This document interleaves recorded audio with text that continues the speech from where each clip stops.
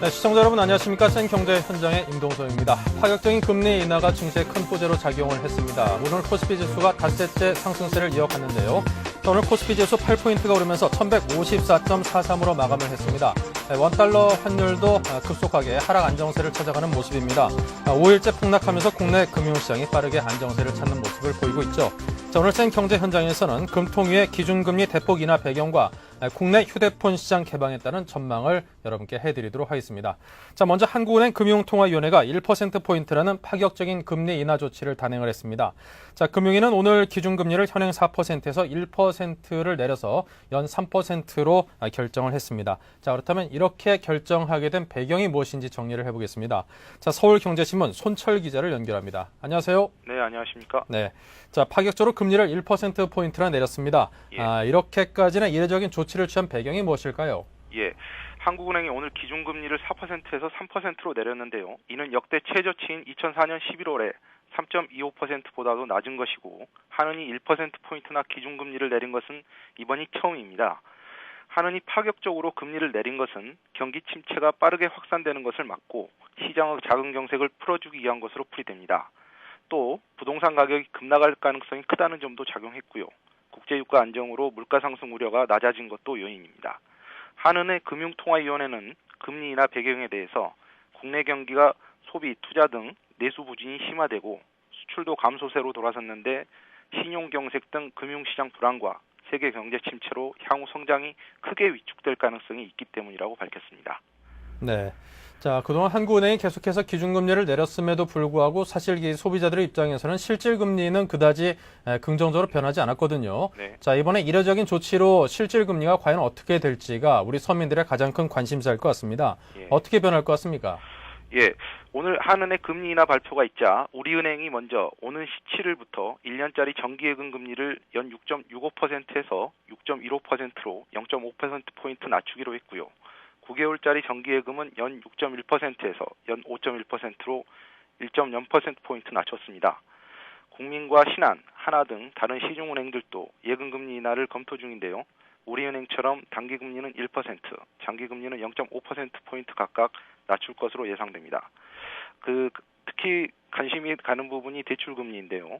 대출금리는 시중금리에 따라서 결정이 되기 때문에 좀 더 지켜봐야 합니다. 다만 오늘 양도성 예금증서 즉 CD금리가 0.69%포인트 하락하면서 4.75%로 마감해서 향후 대출금리도 큰 폭의 인하가 기대되고 있습니다. 네. 자, 이제 파격적으로 물론 금리를 내리긴 했습니다만 지금 네. 전 세계적인 금리 추세가 이제 제로 금리를 향해서 가고 있는 듯한 인상을 받고 있는데요. 네. 자, 그렇다면 한은의 이후의 행보는 어떻게 될까요? 네, 경제가 내년 1분기에 더욱 어려울 것이라는 전망이 많습니다. 그래서 한은이 내년 초에 추가로 금리를 낮출 가능성은 적지 않습니다. 다만 한은은 기준금리의 바닥권을 2.5% 정도로 생각하는 것으로 알려져 있어서요. 금리 인하 카드는 소진돼가는 양상입니다. 그러나 경기 대책이 아닌 신용경색 완화 차원에서는 이성태 총재가 오늘 기자회견에서 현재 비상사태의 경계선에 있다고 언급한 것이 주목됩니다. 은행권이 신용경색으로 자금 중개 기능을 더 이상 수행하지 못하면 한은이 직접 시장에 뛰어들어서 기업어음이나 회사채를 매입해 자금을 기업들에게 공급해 줄 수 있음을 시사하고 있기 때문입니다. 네. 자, 지금까지 오늘의 그 한국은행에서 내린 그 금리 대폭 인하 소식을 서울경제신문 손철 기자로부터 전해 들었습니다. 고맙습니다. 네, 감사합니다. 네, 그동안 국내 소비자들은 이제 휴대전화를 살 때 사실 그 삼성전자나 LG전자 같은 국내 제조사에서 만든 그 핸드폰만을 쓸 수밖에 없었습니다. 그 가장 큰 이유가 이제 무선 인터넷 등을 가능하게 하는 그 운영체제죠. 그 우리나라에서 만든 그 운영체제를 위피라고 하는데요. 그 위피 탑재를 의무화하는 그런 규정 때문에 위피 탑재를 기피하는 그런 외국사들의 진출이 사실상 막혀 있었다. 이것이 가장 큰 원인이라고 할 수 있겠죠. 자, 그런데 그 제한이 이제 폐지가 되면서 내년 초부터는 전 세계에서 만든 그런 외국에서 제조한 그런 휴대폰들도 자유롭게 국내 시장에 진출할 수 있는 그런 길이 열렸습니다. 자, 그 자세한 내용을 전해 들어보겠습니다. 서울경제신문 송영규 기자입니다. 안녕하세요. 네, 안녕하세요. 자, 내년 4월부터 위피 의무화 정책이 폐지가 된다고 하는데요. 자, 이런 정책 결정이 내려진 배경이 뭘까요? 예, 말씀하신 대로 한국형 무선 인터넷 소프트웨어인 위피 의무화 정책이 내년 4월부터 폐지됩니다. 방송통신위원회는 어제 전원회의를 열고 이 같은 내용을 의결했는데요. 이로써 외국산 단말기도 국내에 들어올 수 있게 됐습니다. 위피가 지난 2005년 4월 의무화됐다는 점을 감안하면 만 4년 만에 시장 장벽이 사라지는 것입니다. 위피란 휴대폰을 통해 무선 인터넷을 이용할 때 사용하는 소프트웨어라고 할 수 있습니다. 과거 정보통신부는 2005년 관련 고시를 개정해서 현재 국내에서 무선 인터넷을 사용할 때 쓰고 있는 모든 휴대폰에 이것을 탑재하도록 강조했습니다. 원래 위피는 무선 인터넷 분야에서 우리 독자적인 기술력을 확보하고 이를 국제 표준으로까지 발전시킨다는 목적에서 시작이 됐습니다. 또 국내 콘텐츠의 중복 투자를 방지하고 산업 육성 및 해외 진출을 도모한다는 취지도 있었습니다. 하지만 최근 위피가 세계적인 추세에 뒤떨어진다는 지적이 잇따랐고 위피 때문에 외국 단말기가 국내에 들어오지 못하자 국내 소비자들이 단말기 선택권을 제한한다는 비판도 거셌습니다. 게다가 당초 위피 도입 목적도 사실상 거의 달성하지 못했다는 평가가 나오면서 결국 규제를 없애기로 한 것입니다. 네. 자, 위피 의무화가 이제 폐지가 된다면 소비자 입장에서는 선택의 폭이 넓어진다는 그런 장점도 있을 것 같고요. 네. 또 그와 관련된 사업을 하는 사업자 입장에서는 상당히 많은 변화가 예고된다. 이렇게 볼 수 있을 것 같은데 어떻게 정리해 볼 수 있겠습니까? 네. 가장 큰 영향은 일단 소비자들이 단말 선택권이 강화됐다는 점을 들 수 있습니다. 앞서 말했듯이 위피가 폐지되면 외국산 단말기가 국내에 들어올 때 아무런 제약을 받지 않습니다. 현재 전 세계적으로 열풍을 일으켰던 애플의 아이폰이나 세계에서 가장 많은 휴대폰을 팔고 있는 노키아의 단말기를 우리나라에서도 볼 수 있는 길이 열린 것입니다. 소비자들이 지금까지 삼성전자나 LG전자, 펜텍 계열의 휴대폰만 사용했던 것에서 벗어나 이제는 세계 모든 휴대폰을 사용할 수 있게 된 것이라고 할 수 있습니다. 특히 KTF를 비롯한 국내 이동통신사들이 휴대폰 공급 가격을 낮추거나 경쟁력 있는 단말기를 확보하기 위해 외산 단말기 도입을 적극 검토하고 있어 빠르면 4월부터 국내에서 외국 휴대폰을 볼 수 있게 될 전망입니다. 또 하나 말씀드릴 게 가격 경쟁이 치열해지면서 상대적으로 비싼 휴대폰을 사용해야 했던 우리 사용자들이 혜택을 볼 가능성이 높아졌다는 점입니다. 외국 단말기들이 국내에 들어오게 되면 시장 플레이어가 늘어나게 됩니다. 현재 시장 플레이어는 삼성, LG, 펜텍 등 3개인데 그 이상으로 늘어날 수 있다는 얘기입니다. 만약 외산 단말기가 들어와서 국내 시장에서 본격적인 경쟁이 벌어지게 된다면 휴대폰 가격도 하락할 수밖에 없을 것으로 보입니다. 위피 의무화 폐지가 소비자들에게 상당한 득이 될 거라는 평가가 나온 것도 바로 이 때문이라고 할 수 있습니다. 네. 사실 공급자들의 어떤 경쟁이 치열해진다고 하는 게 소비자 입장에서는 득의 실보다는 훨씬 더 많을 것 같다는 생각이 듭니다. 근데 하지만 일부에서는 이런 결정에도 불구하고 예를 들어서 과거 이제 아이폰이 세계적인 선풍적인 인기를 끌 때 만약에 그때 이런 제한이 폐지가 돼서만 몰려든다라고 하면은 소비자들이 그쪽으로 확 쏠렸을 텐데 지금 같은 시기로 봐서는 별로 이렇게 그런 결정 자체가 국내 핸드폰 제조사들의 어떤 시장 점유율이나 여러 가지 면에 영향을 미치는 데는 좀 제한적일 것이다라는 그런 분석도 분명히 있거든요. 네네. 네, 어떻게 보십니까? 예, 그런 전망이 있는 게 사실입니다. 우리나라에서 한 해 판매되는 휴대폰 대수는 약 1,200만 대에서 1,500만 대 정도 됩니다. 올해 삼성전자와 LG전자의 글로벌 휴대폰 판매 대수가 약 3억 대인 점을 감안하면은 약 5% 이하 수준이라고 할 수 있습니다. 그만큼 시장 규모가 크지 않다는 뜻입니다. 이 때문에 해외 사업자가 국내 시장을 그리 매력적으로 보지 않고 있다는 것 역시 사실로 해석됩니다. 또 우리나라에서 삼성전자와 LG전자라는 세계적인 휴대폰 업체가 이미 확고한 입지를 차지하고 있다는 점도 부담스러운 점입니다. 현재 삼성전자와 LG전자는 국내 시장을 안방으로 삼고 있는데요.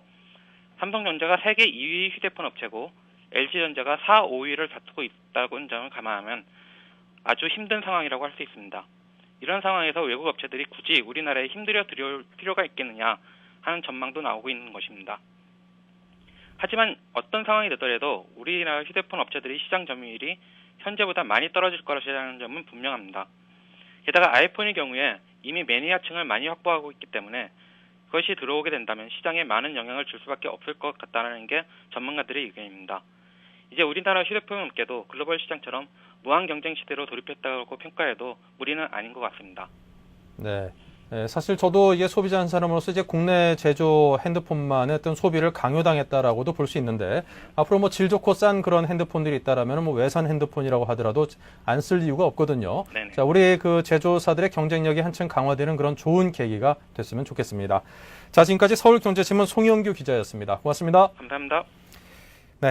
자, 이제 곧 연말입니다. 연말하면 이제 가장 먼저 떠오르는 게 연말 회식이다, 모임이다, 송년회다 해가지고 이 술자리가 굉장히 이제 많아질 텐데요. 사실 술자리 몇 번 할 때는 잘 모르지만 이게 3번, 4번, 5번, 6번 계속 반복되다 보면은 알게 모르게 가랑비에 옷 젖는다고 건강 상하기가 참 십상인 그런 계절인 것 같습니다. 자, 이럴 때일수록 이제 건강 관리에 더욱더 신경을 써야 될 텐데 연말 건강 관리의 핵심은 아무래도 음주에 관한 음주관리법이 아닌가 싶습니다. 오늘 그에 관한 도움 말씀을 청해 보겠습니다. 서울경제신문 송대웅 의학기자와 함께 현명한 음주 요령을 알아보겠습니다. 안녕하십니까? 네, 안녕하세요. 정말 필요로 하는 정보를 오늘 갖고 오셨군요. 네, 이제 연말이 왔는데 특히 연말에 과음을 하게 되면은 사실 뭐 속 쓰리고 머리 아픈 거를 떠나가지고 각종 질병이 원인이 될 수도 있다고 들었거든요. 예, 그렇습니다. 요즘 경기가 불황이라 예년보다는 술자리가 많이 줄었다고는 합니다만 그 송년회가 많이 몰리는 12월 달에는 다른 달보다는 아무래도 술자리가 많아지기 마련입니다. 네.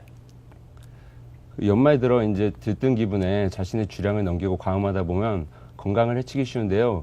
사실 주식이나 펀드 못지않게 건강을 잘 챙기는 게 가장 중요한 재테크라고 말할 수 있습니다.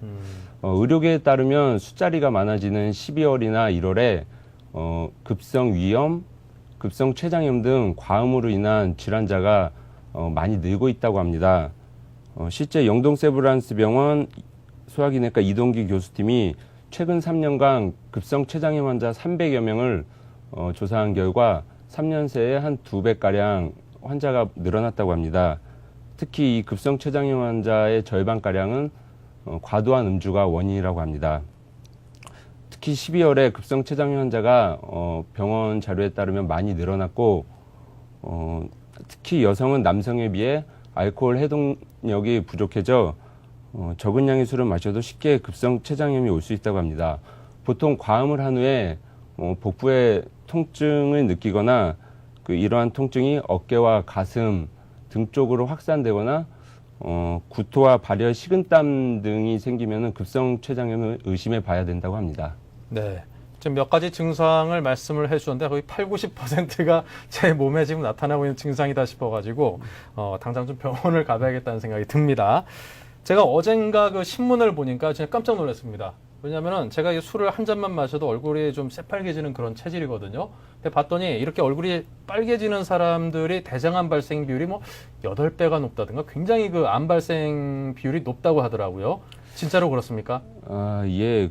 보통 이제 우리 주위에 보면 술을 한 잔만 드셔도 얼굴이 빨개지거나 온몸이 빨개지거나 가려움증이 생기는 등 알러지 반응이 나타나는 사람들이 있습니다. 네.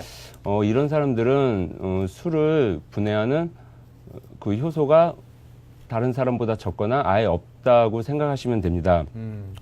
보통 술을 먹게 되면 간에서 아세트알데하이드라는 독성 물질이 생기는데요. 그 분해 효소가 없는 사람은 이 독성 물질을 분해하지 못해 얼굴이 빨개지고 두통이 생기는 등 숙취가 심하다고 합니다. 네. 한 연구팀의 결과에 따르면 술의 독성 물질을 잘 해독하지 못하는 체질의 사람의 경우 지속적으로 음주할 경우 정상인보다 대장암 발생률이 6배가량 높다고 합니다. 6배요? 예, 특히 한국인의 경우 이러한 그 독성 물질을 잘 분해하지 못하는 체질이 약 16% 정도로 그 보통 외국인의 1에서 5%보다 매우 높다고 하는데요. 이는 우리 주변에 한 10명 중 2명 정도는 술을 잘 못 먹는 체질이라는 거죠. 특히 술을 잘 드시는 분들이 술은 많이 먹어야지 는다고 하는데 예. 술은 아무리 많이 먹어도 이런 효소가 늘지 않는 만큼 이는 잘못된 상식이고요. 특히 이제 이렇게 좀 술을 잘 못 먹는 사람을 한테 술을 강요하지 않는 뭐 주변의 배려도 필요합니다. 네. 사실 그 담배가 그렇지 않습니까? 이제 몇 사람 모였을 때 담배 피는 사람들이 몇 명 있으면은 못 피는 사람들 야 담배 펴야 돼 이렇게 막 강권하고 그런 문화가 없거든요. 근데 유독 술만은 왜 그런가 모르겠습니다. 그런 문화 좀 고쳐져야겠습니다. 자, 그런데 이제 그 사실 사회생활 하다 보면 이 술자리를 마냥 피할 수는 없거든요. 먹긴 먹어야겠는데 어떻게 먹는 게 가장 좋겠습니까? 예, 뭐 피할 수 없다면 이제 요령껏 먹는 게 중요한데요. 일단은 그 빈속에 술을 먹는 것을 피하는 것이 좋습니다. 빈속에 술을 먹게 되면은 알코올이 위벽을 자극해 위를 손상시키고 급성 위염 등의 각종 질환을 유발합니다. 따라서 음주 한두 시간 전에는 가볍게 식사를 하는 것이 좋은데요. 만약에 식사를 할 수 없다면은 스프나 그 죽, 그다음에 조개탕 등의 기름기 없는 음식을 먹는 것이 좋고요. 평소에 위가 약하신 분들은 우유를 미리 마셔주면 위벽을 보호해 주어 위험 예방에 도움을 줍니다. 그리고 굳이 빈속에 술을 마셔야 한다면 맥주 등 좀 도수가 가급적 낮은 술을 먹는 것이 좋습니다. 그리고 흔히 술자리에서 첫 잔은 원샷이라는 말들을 많이 하는데요. 이는 상당히 좋지 않은 음주 습관입니다. 술은 가급적 옆 사람과 천천히 얘기하면서 즐겁게 마셔야 숙취도 덜하고 흡수도 완화되게 됩니다. 특히 그리고 요새 직장인들 문화에 그 술을 섞어서 먹는 이른바 그 폭탄주들을 많이 드시는데요. 예를 들어서 양주와 맥주를 섞게 되면은 그 알코올 도수가 한 14도 정도 되는데 이는 가장 체내에서 알코올을 잘 흡수할 수 있는 도수라고 합니다. 이런 뭐 가급적 폭탄주는 드시지 않는 것이 좋은데요. 만약에 부득이하게 먹게 되더라도 최대한 천천히 나눠서 마시는 게 좋습니다. 그리고 마지막으로 이제 술을 드실 때는 가급적이면 안주를 좀 충분히 많이 드시는 게 좋은데요. 네. 과일이나 두부, 치즈나 기름이 적은 살코기 생선 등 단백질이 풍부한 안주를 함께 먹는 것이 좋고요. 반면 땅콩이나 호두 등 견과류는 지방이 많아 같이 먹으면 좋지 않습니다. 그리고 음주 중 담배를 피시는 분들이 많이 있는데요. 위산 분비를 촉진시켜 위험 발생의 원인이 됩니다. 무엇보다 중요한 것은 자신의 주량껏 일단 술을 먹는 것이 중요하고요. 2차, 3차로 이어지는 과도한 술자리를 갖지 않는 것이 가장 좋은 방법입니다. 네.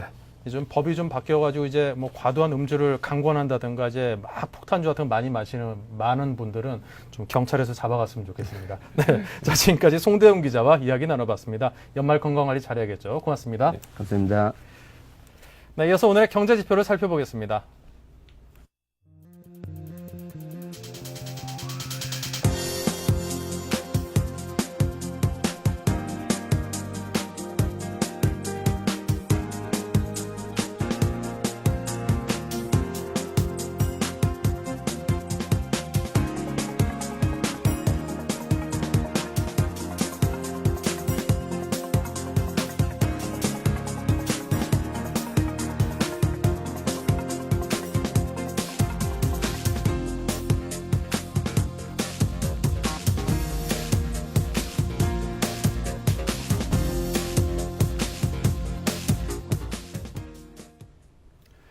네, 이어서 오늘의 증시 마감 상황을 알아보겠습니다. 서울경제신문 증권부의 이혜진 기자 전화 연결돼 있습니다. 안녕하세요. 예, 안녕하세요. 네, 오늘의 증시 마감 시황부터 정리해 주십시오. 예, 한국은행의 파격적인 금리 인하로 증시가 5거래일째 상승세를 이어갔습니다. 특히 오늘은 주가지수와 개별 주식 선물 옵션의 동시 만기일인 쿼드러플 위칭데이였는데요.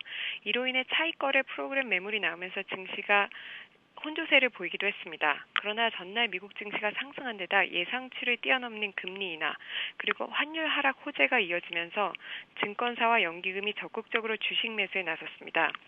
오후 들어 코스피 지수는 견조한 상승세를 보이며 1160선까지 올라서기도 했습니다. 이후에는 개인들의 차익 실현성 매물이 나오면서 상승폭이 다소 둔화돼 결국 코스피 지수는 어제보다 8포인트 오른 1154포인트로 마감했으며 코스닥 지수는 어제보다 1.34포인트 오른 328로 마무리됐습니다. 오늘도 순매수로 이어갈지 관심을 모았던 외국인 투자자들은 장중에는 주식 매수에 나섰으나 동시효과 시간 이후부터는 매물을 쏟아대며 총 900억 원이 넘는 순매도를 기록해 지난 3일간의 순매수 행진을 멈췄습니다. 네. 자, 오늘 그 이례적인 금리 인하 조치가 앞으로 증시에 미치는 영향이 작지 않을 것 같은데요. 예, 그렇습니다. 증권가에서는 그동안 50bp에서 75bp 수준의 금리 인하를 예상해 왔는데요. 실제 인하폭이 이보다 커지면서 증시에는 일단 호재로 작용하고 있습니다. 개인과 기업의 대출 부담이 덜어지고 그 예금 및 국고채 금리 하락으로 인한 증시 매력이 부각된 게 그 이유입니다. 그러나 정책금리 인하에도 불구하고 시중금리가 떨어지지 않는다면 그 효과는 제한적일 것이라는 게 전문가들의 분석입니다. 결국 건설업계 등이 구조조정이 빠르게 진행되면서 신용경색이 해소돼야지만 통화정책 완화에 따른 유동성이 본격적으로 증시에 흘러들어올 수 있을 것으로 보입니다. 네. 자, 지금까지 오늘의 증시 마감 시황에 관한 정리를 들어봤습니다. 서울경제신문 증권부의 이혜진 기자였습니다. 오늘 도움 말씀 고맙습니다. 감사합니다. 네, 이어서 오늘의 뉴스 단신을 이어가겠습니다.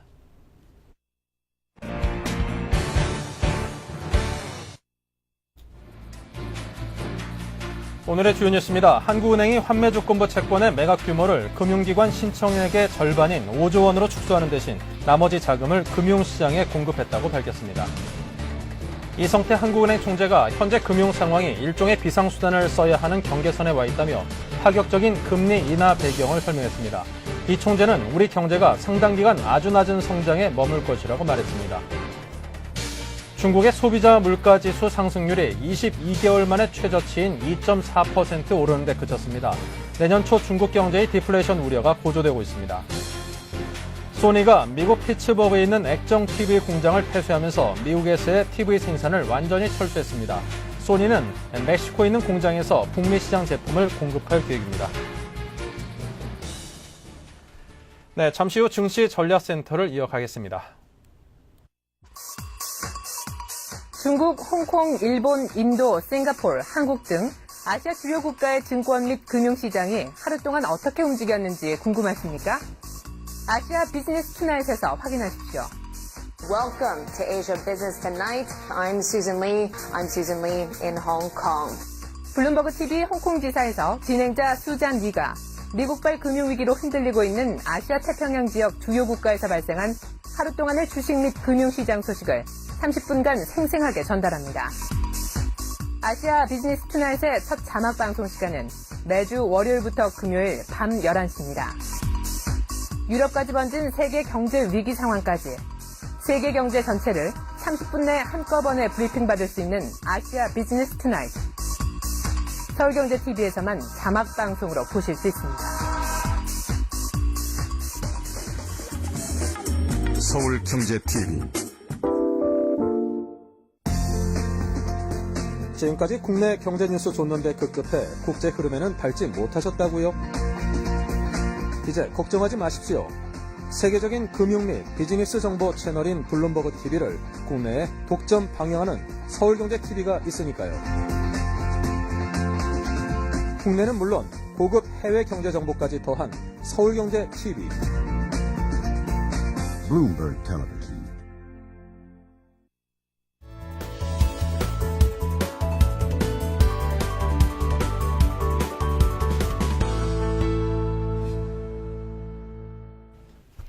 네, 증시 전략센터 순서를 이어가겠습니다. 대신증권의 한영화 차장, 동양중금의 김용재 차장 두 분 모시고 이야기 듣겠습니다. 안녕하십니까? 안녕하십니까? 네, 안녕하십니까? 네, 자 먼저 한영화 차장님께 여쭙겠습니다. 이번 주 증시의 상승세가 계속해서 이어지고 있습니다. 네. 자, 오늘 먼저 장정리부터 한번 해볼까요? 네, 그렇겠습니다. 뉴욕 증시 반등과 금통위의 이례적인 1%포인트 금리 인하를 발표한 데 힘입어서 코스피 지수가 오늘도 오름세를 이어갔습니다. 네. 금일 증시는 한국은행의 파격적인 기준금리 인하에도 불구하고 내마녀의 날 쿼드러플 위칭데이와 겹치면서 금리 인하라는 호재는 호재답게 반영하지 못했고요. 만기를 맞아서 프로그램 매도가 출회된 탓에 장중에 마이너스권도 갔었습니다. 일단 금일 코스피 지수는 8.56포인트 오른 1154.43포인트로 마감을 했고요. 코스닥은 4.34포인트가 오른 328.49포인트로 마감을 했습니다. 금일장의 특징으로는요. 한국은행이 시중 유동성 공급을 확대하고 환매 조건부 증권 매매 대상 기관에 12개 증권사를 추가하겠다는 소식에 증권주가 강세를 보였습니다. 그리고 원달러 환율이 이틀째 급락세를 보이면서 태산 LCD, JVM 등 키코 관련주가 급등을 했고요. 하나투어, 모두투어, 자유투어 등 환율 급락 수혜가 기대되는 여행 관련주도 강세를 보였습니다. 그리고 어제 국회 예결위에서 4대 강 정비사업 예산이 일부 통과됐다는 소식에 홈센터, 특수건설 등 대운하 관련주가 10% 이상 급등세를 보였습니다. 투자자별 매매 종합을 살펴보면요. 개인이 2,700억 순매도, 외국인이 950억 순매도, 기관이 3,400억 순매수, 프로그램이 2,200억 순매수를 보였습니다. 네.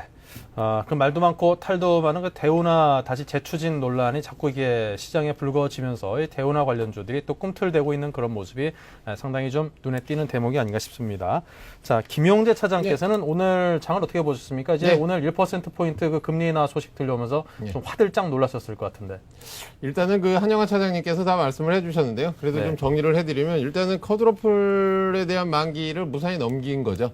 실질적으로 종가의 프로그램 매수가 조금 더 들어오면서 즉 증권을 통해서 한 2,700억 원의 그 순 매수가 들어오면서 외국인들의 매도를 받아주면서 장이 그래도 끝까지 지켜주는 모습을 보여줬습니다.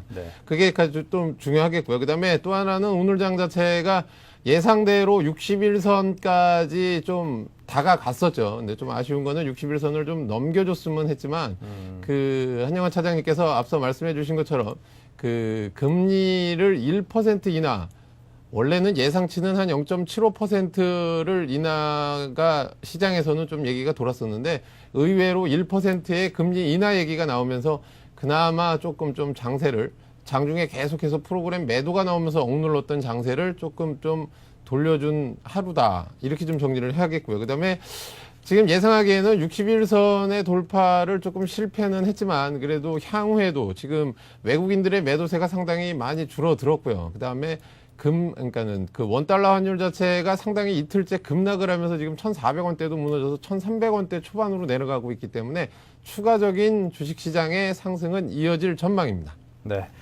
사실 지난번 금리 인하할 때 한 1%포인트 정도 인하를 하지 않을까 그런 예상을 좀 하긴 했었는데요. 어쨌거나 이번에 1%포인트라는 큰 폭의 그런 금리 인하가 단행이 됐습니다. 자, 그렇다면 두 전문가의 오늘 증시 상황에 대한 그 분석과 전망을 들어봤고요. 자, 이어서 투자 전략을 살펴보겠습니다. 먼저 한영화 차장께서는 어떤 방향으로 잡아가고 계십니까?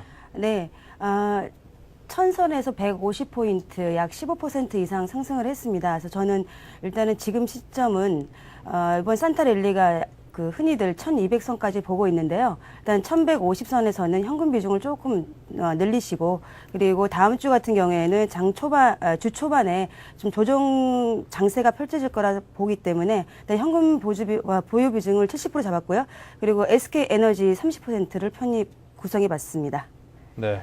자, 그렇다면 지금 보신 것처럼 현금 비중이 상당히 큽니다. 70%가 현금이고, 그리고 종목은 딱 한 개, SK에너지인데 이 종목 설명을 좀 듣고 넘어가야 될 것 같은데요. 한 개밖에 없으니까. 네, 그렇습니다. 일단 최근 정제 마진과 유가 하락에 따른 영향이 주가에 크게 반영이 되면서 하락을 했지만 석유 개발 부문의 급속한 이익 증가가 따르고요. 그리고 완만한 성장세가 가능할 것으로 보입니다. 그리고 내년에는 올해 1조 원에 달했던 외환 손실이 없어짐에 따라서 순이익이 대폭 증가 예상이 됩니다. 그리고 수년 동안 추진해온 전자 소재 산업이 올해부터 조금씩 사업화가 되면서 현재 지금 3개 라인을 가동하고 있고요. 매출액이 400억 원 정도 달할 것으로 보이고 있습니다. 거기서도 이익이 창출될 것으로 보고 있고요. 세 번째로는 일단 기관이 10일 이상 순매수세를 보이고 있습니다. 오늘 같은 경우에 30만 주 이상 강하게 매수를 좀 했는데요. 그리고 외국인이 최근 오늘은 막판에 매도를 좀 보였지만 어제까지 3일 연속 매수하는데 그 중에 이제 가장 중요한 점은 아마 숏커버링이 지금 하고 있는 게 아닌가라는 생각을 좀 하고 있습니다. 그래서 숏커버링이 예상되는 종목 중에 한 종목입니다. 일단은 차 그래프를 보시면은요. 일단 현재 오늘 같은 경우에는 1차 목표가를 9월 직전 고점인 95,000원 정도로 잡아봤습니다. 일단은 그 선까지는 매물대가 거의 없어 보이고요. 그리고 2차 목표가는 6월, 7월 조정 때인 11만 원을 잡아봤는데요. 일단은 최근에 기관들이 평균 매수 가격대가 일단 8만 원 선이기 때문에 일단 20%만 잡아도 충분히 1차 목표가는 온다고 보고 있고요. 그리고 SK에너지 같은 경우에는 일단 모든 악재를 다 반영이 됐기 때문에 현금 비중을 보유를 늘려가는 도중에라도 일단 이 종목은 좀 주의 깊게 보시면 될 것 같습니다. 이상입니다. 네. 자, SK에너지 한 종목에 대한 보유만을 말씀을 해주셨는데요. 현금 비중이 70%라고 하는 그도 비교적 상당 부분 높은 현금 보유 비중을 가져가고 있습니다. 자, 근데 요즘 들어서 이제 장이 좀 완만한 상승세를 보이면서 이제 좀 완만한 상승세를 탄탄하게 다져가고 있는 거 아닌가라는 그런 이제 전망을 하시는 분들도 계시거든요. 네. 앞으로 전망을 어떻게 갖고 가십니까? 좀 더 주식 보유 비중을 그래도 좀 점진적으로 늘려가야지라는 그런 계획을 갖고 계시는 건지, 그럼에도 불구하고 다시금 하락세로 터닝할 가능성이 많기 때문에 그래도 당분간 좀 보수적인 자세로 지금의 포션을 유지하려고 하시는 건지 그 둘 중에 어떤 선택을 하려고 하시는 건지 궁금합니다. 일단은 제가 오늘 편입한 것도 현금 보유 비중이 70%입니다. 그거는 뭐냐면 예전에 1000선, 900선 갔을 때도 현금 비중이 이렇게 컸지만요. 그때와 반대로 일단은 저희가 1200선을 본다고 하면 일단 저는 개인적으로 이제 뭐 산타랠리 요즘 굉장히 흔하게 좀 그 지수 예견하는 게 1200선이잖아요. 일단은 그 선을 무시는 못하는 겁니다. 그렇기 때문에 1150선에서는 일단 현금 비중 보유 비중을 좀 높이는 게 맞는 것 같고요. 네. 서로 이제 1100선까지 조정을 받아서 1300이 가더라도 일단은 종목이 다시 재편이 될 가능성이 크기 때문에요. 오늘 같은 경우에 어제 오늘 같은 경우에 보면 조선주 같은 경우에 그동안 그 상승 주도를 이제 이끌어 왔는데 서서히 보시면 이제 종목이 많이 넘어가고 있습니다. 오늘 같은 경우에는 일단 예를 들어 뭐 건설주, 물론 금리 인하가 있긴 했었지만 건설주라든지 그리고 또 오늘 증권주라든지 그리고 각종 테마주 쪽으로 이렇게 그 순환매 양상을 좀 보이고 있거든요. 저는 개인적으로 오바마 관련주가 일단 내년 중순까지 이제 오바마 취임식 전까지는 일단 그 꾸준하게 오를 것으로 보고 있기 때문에 그쪽 관련주 쪽을 조금 편입을 하고 일단은 1100선까지는 저는 조정을 받는다고 생각을 하고 있습니다. 그래서 현금 비중을 조금씩 높여 가시는 게 맞고요. 그리고 12월 이제 하순부터는 일단 종목 재편하는데 좀 신경을 더 쓰셔야 될 것 같습니다. 네. 자, 오바마 관련주에 대한 말씀도 해주셨는데 이제 뭐 탄소 배출 관련주라든가 하이브리드카 관련주라든가 굉장히 많습니다. 꼼꼼하게 챙기실 점들도 많을 것 같고요. 그리고 요즘 들어서 이제 상품 가격들이 아주 급격한 하락을 이뤘습니다. 유가 같은 경우는 한 40%가 넘는 그런 하락세도 급격하게 보였었고요. 물론 단기적으로요. 하지만 그럼에도 불구하고 다시금 이런 장에서는 어떤 농산물이라든가 금이라든가 그런 그 산업재라든가 소재 관련해서는 다시 한번 이제 상승적으로 터닝을 할 가능성이 많다라고 또 전문가들이 진단을 하고 있으니만큼 그와 관련된 주식시장의 흐름에 대해서 꼼꼼하게 챙기실 필요도 좀 있어 보이는 그런 장세로 보여집니다. 자, 그렇다면 김용재 차장께서는 어떻게 보시나요? 예. 한용화 차장님이 오늘은 웬일인지 좀 상당히 몸을 사리는 것 같은 말씀을 하셔가지고 제가 떨리는데요. 예. 저는 오늘 일단 두 종목을 들고 나왔습니다. 한 종목은 뭐냐면 오늘 그 사상 최대의 금리 인하의 효과를 볼 수 있는 증권주 하나 하고요. 그다음에 또 하나는 그 방금 전에도 말씀을 드렸지만은 환율 수혜주죠. 원달러 환율이 급락을 하면서 수혜를 받는 그 항공주죠. 네. 그 두 종목을 들고 나왔고요. 자, 대한항공을 편입 비중을 한 40% 정도, 그다음에 삼성증권을 한 40% 정도, 그다음에 현금을 한 20% 정도의 그 어떤 포트폴리오를 한번 짜봤습니다. 네, 자 지금 보시는 것처럼 현금 비중이 상대적으로 적습니다. 현금이 20% 그리고 대한항공이 40%, 삼성증권이 40%인데요. 자, 그렇다면 먼저 삼성증권 관련해서는 요즘 이제 증권 관련 업종이 굉장히 좋지가 않았습니다. 증시가 폭락하면서. 그럼에도 불구하고 이제 매출이라든가 실적이 좋아진 증권사가 딱 두 개 있다고 하는데 그 가운데 하나가 이제 삼성증권 이제 브랜드 가치가 워낙 높다 보니까 그래도 믿을 만한 데다 거래를 하자 이렇게 해서 삼성증권의 매출이나 영업 실적이 좋았다고 발표가 나오고 있고요. 그리고 데이 트레이더들이 어떤 지금처럼 불황기일 때일수록 싼 값에 좀 해보자라는 그런 매수가 몰리면서 키움증권이 또 좋았다. 이런 분석이 있더라고요. 자, 먼저 삼성증권부터 설명해 주십시오. 네, 일단 증권주라 그러면 말씀해 주신 것처럼 어떤 경기가 하락을 하면서 이제 아무래도 그 거래량이 많이 줄다 보니까 실질적으로 보면은 그 위탁영업 수수료 부분이 상당히 급감을 하는 모습을 보여줬죠. 그러면서 이제 증권사들의 전체적인 실적이 안 좋아졌는데, 자, 종합증권사인 삼성증권은 조금 다르죠. 그러니까 어떤 면에서 틀리냐면은 그 위탁 영업 부분 비중 자체도 사실은 포지션 자체가 작다 그러면 말은 안 되지만 그래도 다른 어떤 자산 관리형 영업을 하고 있기 때문에 그 기타 부분에서 수익이 훨씬 많이 나기 때문에 그나마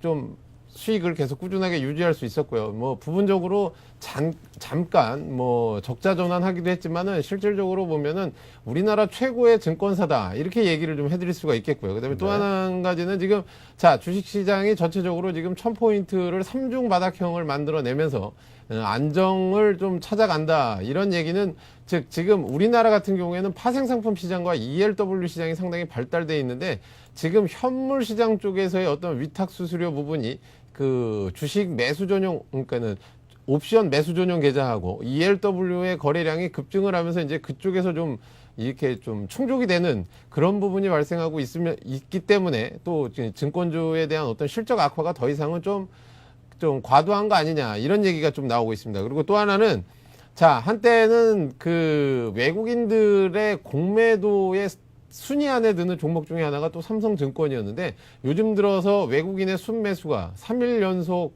들어오면서 지금 강하게 상승을 하고 있는 모습이 향후에도 좋은 모습을 보여줄 거다. 이렇게 좀 예상을 좀 하겠습니다.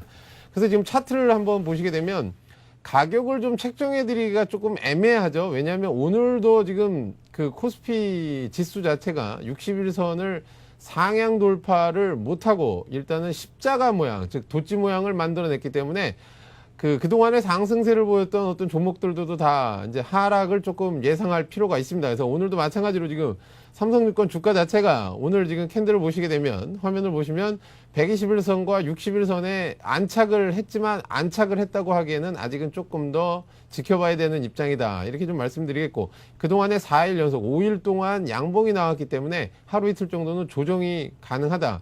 그렇기 때문에 가격을 좀 말씀해 드리면 6만원, 즉 5일선 위로 올라오는 62,000원에서 지금 오늘 종가인 65,800원 정도에서 매수 가격을 좀 잡아 보시고요. 그 다음에 손절 가격은 그 밑에 흐르고 있는 21선이 6만원 정도에 흐르고 있습니다. 즉 6만원이 하회할 시에는 손절을 좀 제시해 드리겠고요. 그 다음에 직전 고점, 즉 목표가는 얼마로 책정을 해드리냐면 쭉 보시면 직전 고점이 한 7만원대 에서 형성이 되고 있습니다. 7만원에서 72,000원대에 형성이 되고 있는데 그 가격까지는 충분히 가능하리라 말씀을 좀 드리겠습니다.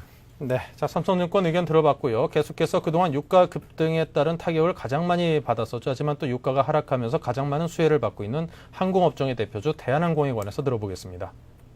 자, 대한항공 같은 경우에 말씀하신 대로 그동안 환율 상승 때문에 상당히 유가 상승과 환율 상승 때문에 엄청난 포화를 맞았는데요. 지금 어떻게 보면은 지금 원달러 환율이 안정세로 접어든다 이렇게 얘기할 수는 없지만 그래도 급락을 하고 있기 때문에 상당히 그 주가에는 호재다. 거기다가 유가 또한 지금 계속 내려가고 있는 상태이기 때문에 그에 따른 그 유가 자체가 상반기까지는 좀 떨어질 거라고 예상이 되기 때문에 그에 따라서 계속적으로 어떤 원달러 환율의 안정세와 유가 하락의 원인으로 주가는 탄력을 받을 예정입니다. 그래서 마찬가지로 차트로 바로 보시겠습니다. 차트 보시게 되면 뭐 가격도 마찬가지입니다. 하지만 그 대한항공 같은 경우에는 일단은 121선 캔들 자체가 121선 위로 올라와서 형성이 돼 있습니다. 지금 현재. 하지만 오늘 모양 자체가 상당히 그다지 좋은 모양은 아니죠. 그 장대 양봉이 나온 그 다음날 캔들 자체가 윗꼬리를 상당히 길게 달고 음봉을 달았기 때문에 121선까지는 일단 조정을 보시는 게 나을 거라고 봅니다. 그래서 매수 가격 자체를 4만원대 정도 4만원 내지는 4만원이 조금 깨진 정도에서 잡으시고요. 그 다음에 손절 가격은 마찬가지로 밑에서 올라오고 있는 21선이 있습니다. 21선 가격과 직전 저점 가격대하고 비슷한데 37,000원 정도 선이 되겠죠. 그러니까 37,000원 정도가 하회 시에는 손절을 제시해 드리겠고요. 목표 가격은 사실상 뭐 특별하게 책정을 해 드린다기보다도 실질적으로 보면 5만원 선에 예전에 쌍 고점을 만들어낸 적이 있죠.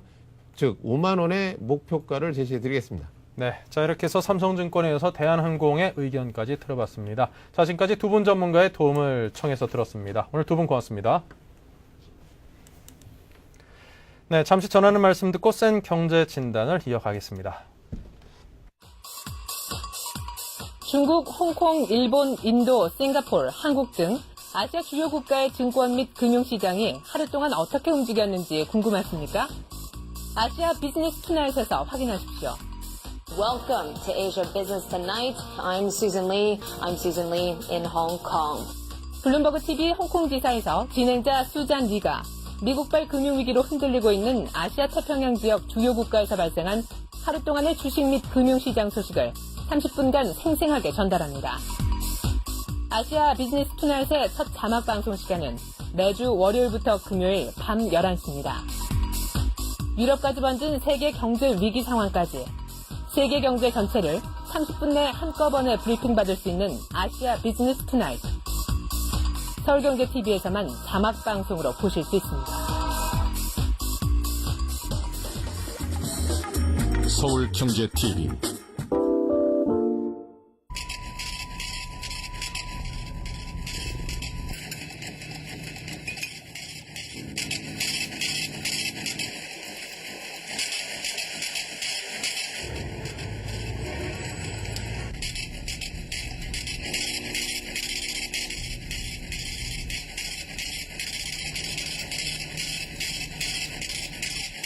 에너지는 당신의 현금입니다.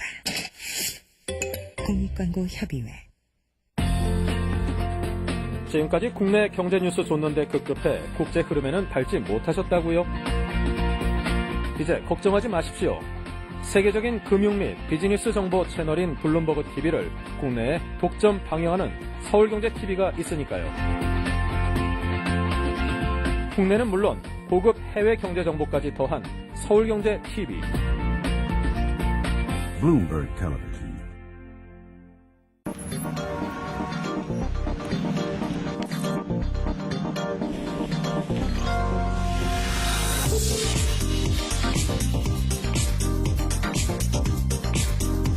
블룸버그 TV 국내 독점 채널 서울경제TV.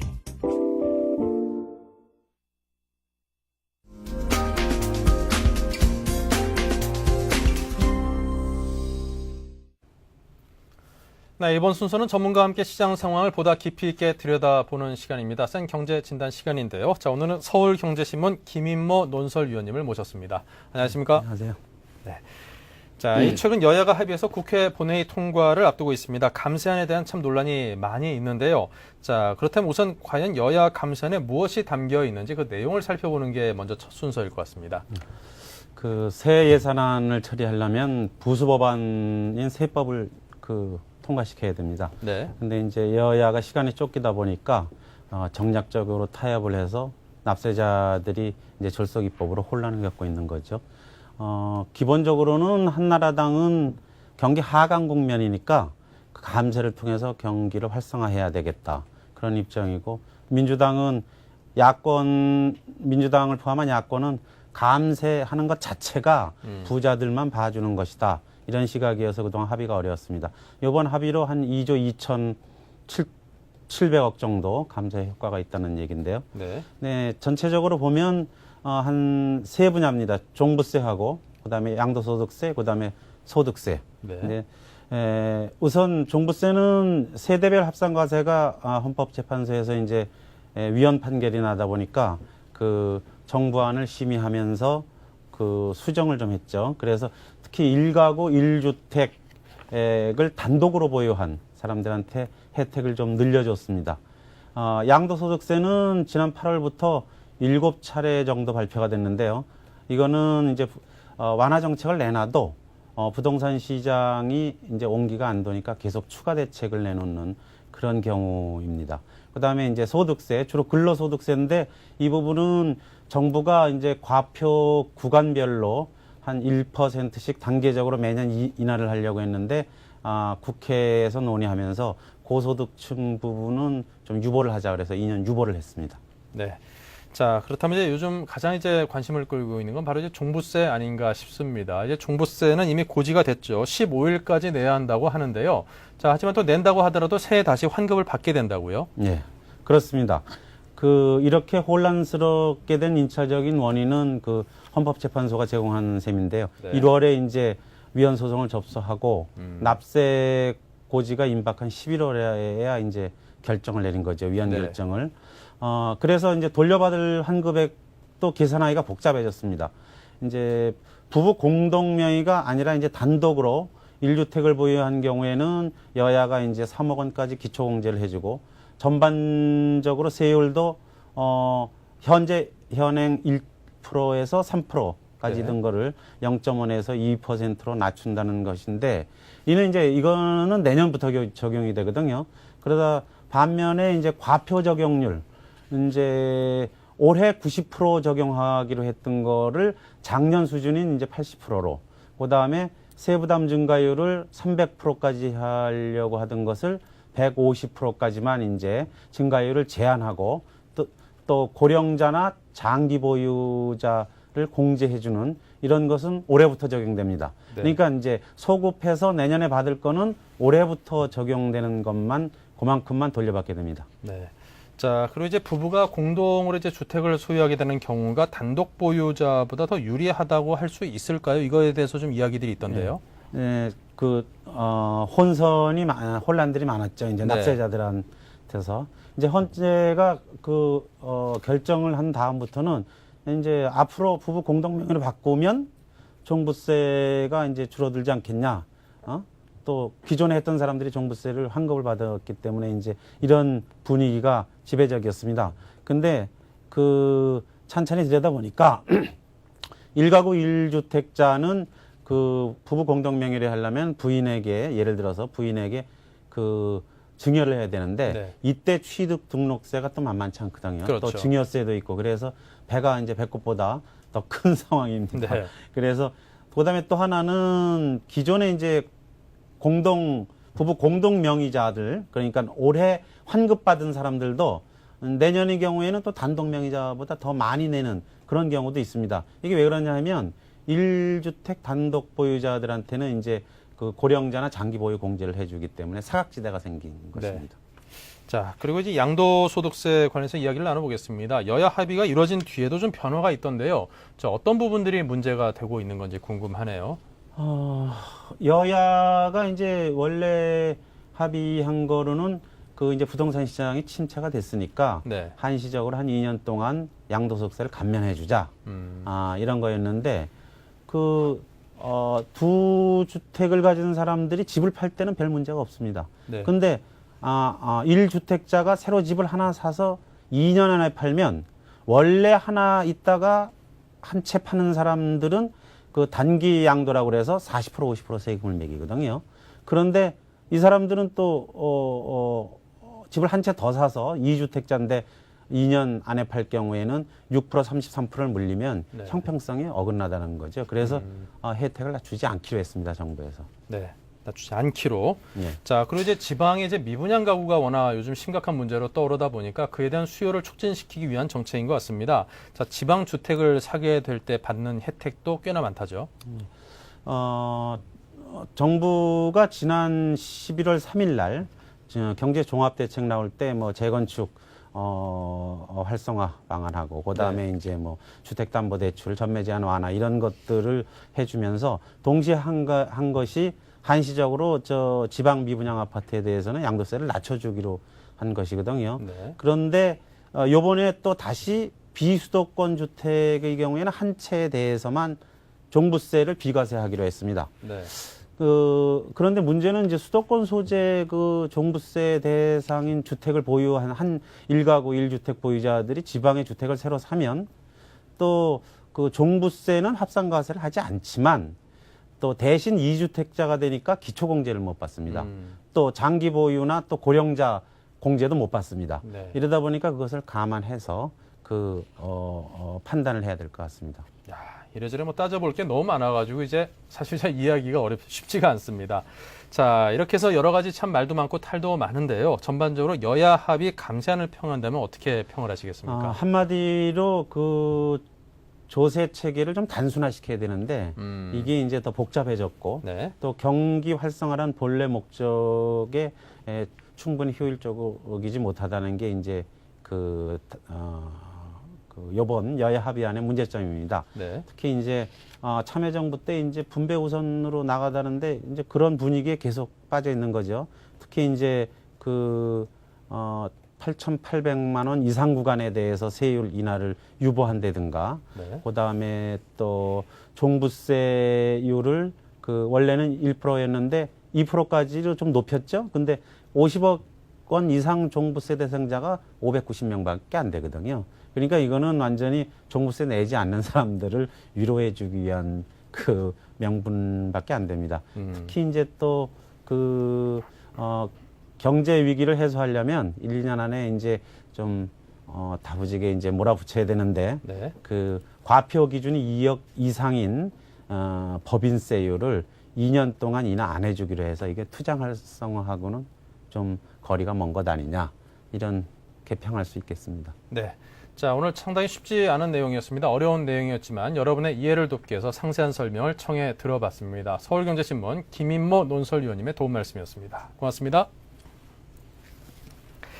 네, 기존 한국은행이 어떤 통화 정책을 감안하면 이번에 굉장히 상당히 이례적인 큰 폭의 금리 인하를 하느니 단행을 했습니다. 물론 정책 금리가 이렇게 떨어진다는 건 상당히 반가운 일이 될 수도 있고 호재로 작용을 할 수도 있겠죠. 하지만 이게 시중에서 이제 금리라고 하는 것은 돈값이라고 평을 해석을 할 수 있다고 보면은 사실 돈 구하기가 요즘같이 어려운 때 이런 정책 금리가 내려가는 것만으로 우리 서민들이 실질적으로 직접 연관이 되어 있는 실질 금리가 과연 얼마만큼 내려가 줄 수 있을 것인가, 이에 대해서는 좀 더 지켜봐야겠습니다. 앞으로 시장 상황이 좀 더 원활히 되기 위해서는 아무래도 돈이 시장에 보다 더 자유롭고 원활하게 잘 도는 그런 상황이 최우선 해결돼야 될 과제가 아닌가 싶네요. 자, 저희는 오늘 순서 여기서 마감을 하겠습니다. 내일 다시 뵙겠습니다. 고맙습니다.